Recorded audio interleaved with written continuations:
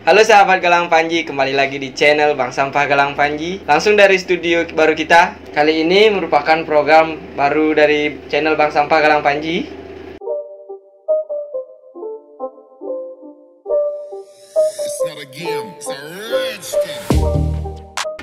Di episode perdana kali ini, saya akan berbincang-bincang dengan tokoh masyarakat yang sangat menginspirasi dan sangat hebat di bidang lingkungan. Dia ini merupakan Direktur Bank Sampah Galang Panji, bekerja di Bawaslu Kabupaten Buleleng, anggota pendiri Koperasi Pangan Bali Utara, dan merupakan Ketua BPD Desa Panji. Jadi cukup banyak juga ya guys kegiatannya. Di masa pandemi COVID-19 ini, apakah masih sibuk seperti hari-hari sebelumnya, Uli Gede? Wah, di masa pandemi ini, di COVID-19 ini Ya. lumayan ya. Jadi bahkan malah bertambah sibuk kegiatannya. Karena memang saya juga ditugaskan sebagai salah satu relawan di desa dalam rangka membantu rekan-rekan yang memang terdampak COVID-19. Jadi makin sibuk nih kegiatannya. Memang pastung karir kita bisa tetap menjaga kesehatan ya, kontrol diri untuk tetap menggunakan masker sehari-hari jika beraktivitas di luar rumah. Jadi tetap semakin sibuk jadinya Beli deh ya? Ya lumayan ya, jadi tambah sibuk kegiatan, tapi tetap itu tadi kita berusaha untuk menjaga diri, artinya tetap menggunakan masker, pakai hand sanitizer, cuci tangan setiap habis dari luar rumah. Ya, tetap mengikuti protokol dari pemerintah, protokol kesehatan. Betul, jadi lupakan sekali tetap mengikuti protokol dari pemerintah. Ya. Jadi Beli Gede, saya tertarik sekali dengan Koperasi Pangan Bali Utara itu. Untuk masalah Bank Sampah Galang Panji sih saya tidak ragu lagi dengan Beli Gede, udah banyak Ya. ilmunya, dan jadi saya masih ingin mengetahui banyak mengenai Koperasi Pangan Bali Utara itu sendiri, karena saya lihat sih dia bergerak di lingkungan juga, Ya. seperti pembuatan tempe yang organik menggunakan bungkus daun bukan plastik. Jadi Beli, Koperasi Pangan Bali Utara itu apa sih Beli deh? Nah, jadi koperasi ini sebenarnya adalah wadah ya bagi kami untuk menyalurkan ide-ide ya tentang itu tadi, tentang lingkungan. Jadi koperasi ini sebenarnya didirikan oleh mentor-mentor saya, oleh guru-guru saya. Itu ada namanya Budi Kresna dari Rumah Intaran. Terus ada juga Mbok Nilo Jelantik, yang kita udah banyak dengar namanya ya tentang Mbok Nilo Jelantik. Ada juga dari Guru Sugilanus, salah satu peneliti lontar. Jadi di sana ini menjadi wadah. Kita paham betul bahwa koperasi ini merupakan salah satu suku perekonomian di Indonesia ya. Jadi suku burunya perekonomian. Dan idenya adalah bagaimana kita membentuk sebuah koperasi yang berbeda dari koperasi biasanya. Kalau koperasi biasanya itu kan simpan pinjam. Nah, koperasi kita ini jadinya serba usaha. Dan yang kita pilih adalah pangan. Kenapa pangan? Karena memang di salah satu visinya ini kita ingin menghadirkan pangan-pangan sehat untuk rakyat, utama di Bali Utara, untuk masyarakat di Bali Utara. Karena bagaimanapun jika kita ingin maju, jika kita ingin sejahtera, kita sebenarnya harus bisa menghadirkan pangan-pangan sehat untuk kita semua. Kalau kita tidak sehat, bagaimana kita ingin sejahtera? Nah, itu salah satu ide yang muncul kenapa kita buat Koperasi Pangan Bali Utara. Sejak kapan Beli Koperasi Pangan Bali Utara ini digagas atau didirikan? Ya. Jadi koperasi ini memang dibentuk di 2019 ya. Prosesnya memang cukup lama. Dari awal 2019 ada beberapa banyak diskusi dari guru-guru kami, dari mentor-mentor kami, sampai akhirnya kami secara resmi itu mendapatkan, katanya dikukuhkan secara hukum ya di bulan Agustus di 2019 dengan jumlah anggota 28 orang. Jadi sesuai standar koperasi harus minimal lebih dari 25 orang. Ya. Jadi kami sudah 28 orang dan sudah ada SK hukumnya, secara legalitas sudah resmi. Jadi di bulan Agustus 2019. Bahkan koperasi kami di bulan Februari 2020 ini sudah melaksanakan rat pertamanya. Walaupun memang sisa hasil usahanya belum bisa dibagi ya, karena baru berdiri. Dan kegiatannya juga masih belum banyak waktu itu. Apa saja sih kegiatan dari Koperasi Pangan Bali Utara itu sendiri Beli?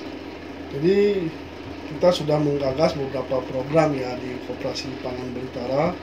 Memang belum semua bisa terlaksana, tetapi ada beberapa program yang sudah berhasil kita laksanakan. Yang pertama itu kegiatan mempatung namanya.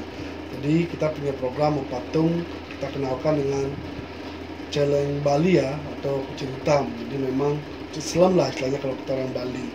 Jadi memang kita mengkhususkan bagaimana kita mengenalkan kembali bahwa kucing Bali ini memang ternyata lebih enak, lebih bagus, lebih sehat dibandingkan kucing-kucing yang sekarang banyak dipelihara oleh masyarakat kita. Jadi program Patung kucing Bali ini yang pernah kita gagas biasanya di bulan Galungan dan Kuningan. Sekali Patung dalam rangka Galungan kita gagas program Patung kucing Islam. Dan yang kedua kita punya program lumbung pangan keluarga. Harapannya bahwa kita ini harus bisa menjaga kesehatan dari rumah tangga kita. Jadi kita mulai mengenalkan bagaimana orang biar mau bercocok tanam atau berkebun di rumahnya sendiri. Ini mungkin memang masih dalam gagasan, tetapi sudah muncul grupnya di media sosial ya. Bahkan pengikutnya sudah cukup banyak, hampir 600 orang. Jadi sudah lumayan pergerakannya. Nah, kita juga punya program yaitu tempe bungkus daun. Nah, ini yang sudah jalan cukup maksimal. Tempe bungkus daun ini sudah bisa kita produksi hampir 10 kilo per harinya. Bahkan kemarin kita juga sempat kerjasama dengan salah satu retail yang ada di Buleleng. Kenapa tempe bungkus daun? Jadi idenya tempe ini merupakan salah satu pangan lokal khas Indonesia. Ya. Yang kedua, kualitas pangan ini sangat baik sekali.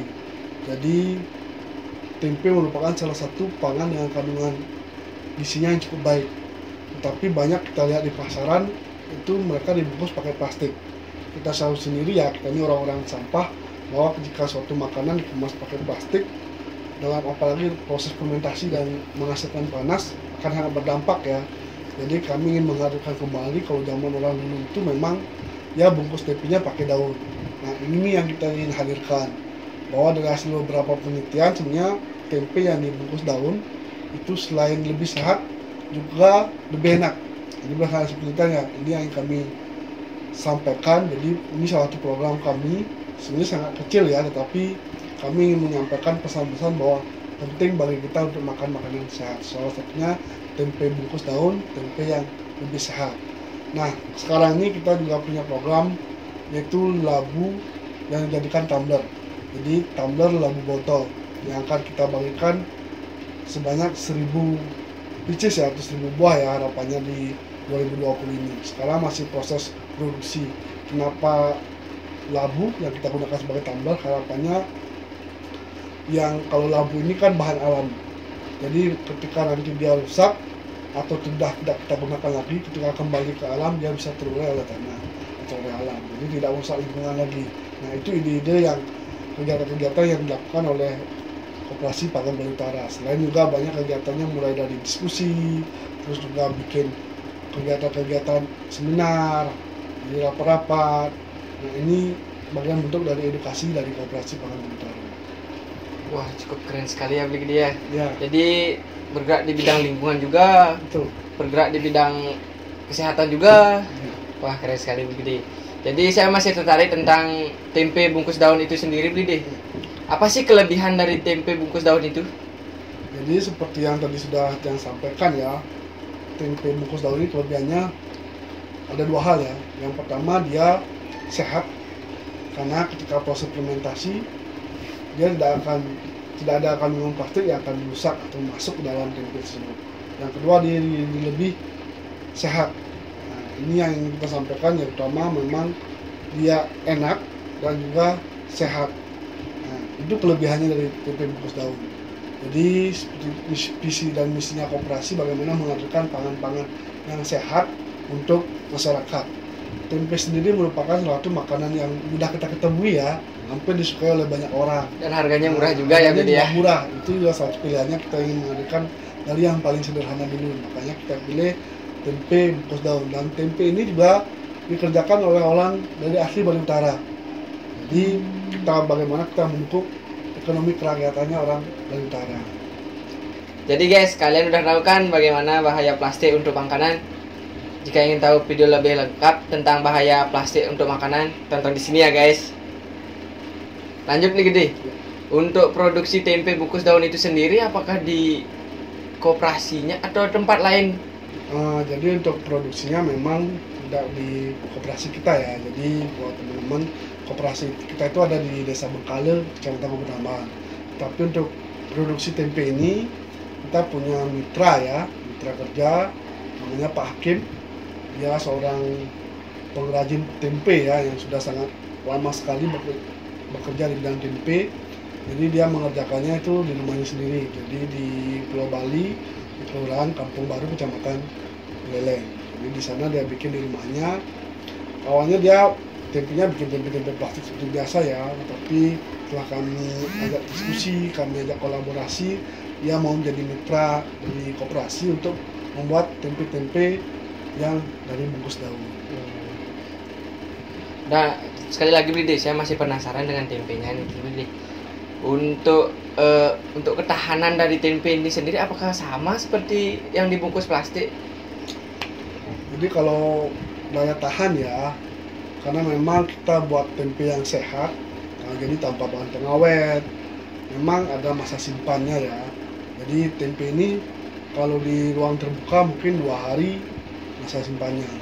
Beda dengan tempe kalau kemas plastik memang akan bertahan lebih lama ya. Tetapi jika disimpan di suhu yang dingin, tempe ini bisa sampai 3 hari bertahan. Jadi memang kalau tempe ini kan makanan sehari-hari ya, jadi tidak akan digunakan untuk berhari-hari. Jadi masih bisa digunakan minimal 2 hari, masih bisa disimpan. Apalagi kalau udah suhu dingin ya atau ditaruh di kulkas, itu bisa bertahan sampai 3 hari. Kalau untuk harganya sendiri bagaimana Bli Gede? Jadi untuk harga tempe ini sendiri memang kita buat yang khusus ya, jadi memang ukurannya seberat 250 gram. Jadi itu yang kita produksi, ukurannya sama semua, yang sebesar 250 gram itu dengan harga Rp5.000. Dan memang harganya lebih tinggi dibanding harga tempe biasa, karena memang kita ingin menjual atau mengenalkan pangan-pangan sehat itu memang kita harus mau membayar lebih untuk pangan yang sehat. Dan memang peminatnya juga sudah cukup banyak sekali ya. Jadi sebelum pandemi kita bisa bikin itu 10 kilo per hari. Bahkan salah satu pembeli tetapnya itu adalah istrinya Bu Bupati. Jadi Pak Bupati udah langganan tempe bungkus daun. Kalau di masa pandemi COVID-19 ini, untuk produksi tempe itu sendiri apakah masih seperti hari-hari sebelumnya atau berkurang Bli? Jadi memang dampak dari pandemi ini salah satunya di koperasi kita ya. Jadi di awal-awal kita sudah bisa hampir 10 kilo per hari, tapi ketika pandemi memang sangat berkurang. Pertama memang berkurangnya karena memang salah satu tenaga tim kita yang biasanya itu jadi juru gojeknya lah, yang bawa-bawa tempe kita memang harus pulang ke rumah karena tidak bisa lagi dia tinggal di Singaraja ya, karena harus kembali ke rumah, sehingga kita mengurangi produksi tempe kita. Jadi sekarang sudah bertahap kita mencoba perharinya bisa sampai 5 kilo, tetapi memang agak berat ya, karena kita juga tidak bisa langsung bawa ke rumah orang, karena juga demi kesehatan ya. Jadi memang sangat berkurang produksi tempe kita, tetapi kita maksimalkan 2 hari sekali atau 3 hari sekali kita bisa bikin tempe ini sebanyak 5 kilo per 3 harinya lah ya. Ini mudah-mudahan nanti setelah eranya normal ya, kita kembali normal lagi, mudah-mudahan kita bisa ngegas lagi sampai 10 kilo atau lebih dari 10 kilo. Ya, 10 kilo untuk seharinya. Nah, gini Bli Gede, kemarin kan kita sempat kolaborasi nih antara Kopabara dan Bank Sampah Galang Panji untuk membagi-bagikan tempe kepada lansia yang non produktif. Jadi untuk gagasannya itu apa sih Bli Gede? Jadi memang itu salah satu gagasan atau program di Bali Utara namanya Kesetiakawanan Pangan. Jadi bagaimana kita berbagi pangan-pangan sehat dari Kopabara kepada rekan-rekan atau orang-orang yang tidak mampu. Nah, salah satunya di masa pandemi ini kan pasti banyak orang-orang yang terdampak ya. Nah, dari rekan-rekan kami di koperasi, kami sepakat untuk menghadirkan program Kesetiakawanan Pangan Bali Utara lewat tempe bungkus daun. Nah, dipilihnya kita kerjasama dengan Bank Sampah Galang Panji untuk mendistribusikan tempe bungkus daun kepada para lansia non produktif yang ada di Desa Panji. Jadi ini nama kegiatannya Kesetiakawanan Pangan ya. Keren ya. Cukup keren sekali Bli. Dan harapannya juga nanti kita secara konsisten bisa berbagi kepada masyarakat yang terdampak atau tidak mampu di seluruh Bali Utara.